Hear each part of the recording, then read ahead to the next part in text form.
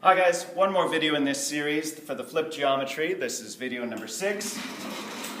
And I just wanted to review the 4 different shapes that we've looked at for the first part of our geometry areas unit here. We of course started out with the classic rectangle at this point, area equaling the base multiplied by the height.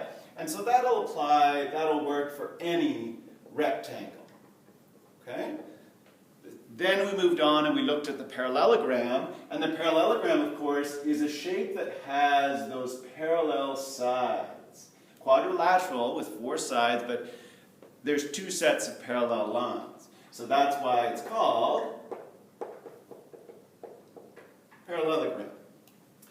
The third shape we dealt with was the triangle, and of course the triangle we discovered in that video was exactly half the area of a parallelogram, or exactly half the area of a rectangle, half the area of any quadrilateral, in fact.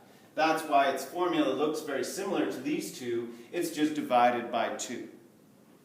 And then finally, we dealt with the trapezoid,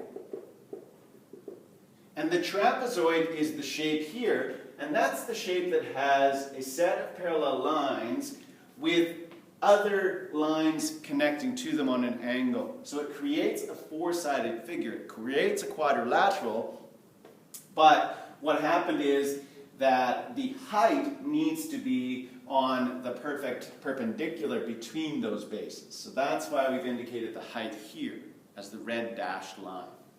Now the formula comes from the fact that 2 of these trapezoids can fit into one of these 2 trapezoids can be turned into one parallelogram, as you saw in the previous video, and that's why we took the idea of the parallelogram and divided it by 2.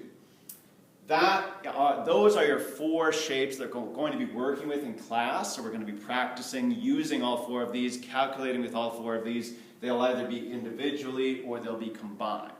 These will form the basis for our upcoming geometry lessons with 3D shapes, so we need to make sure we have these fundamentals down.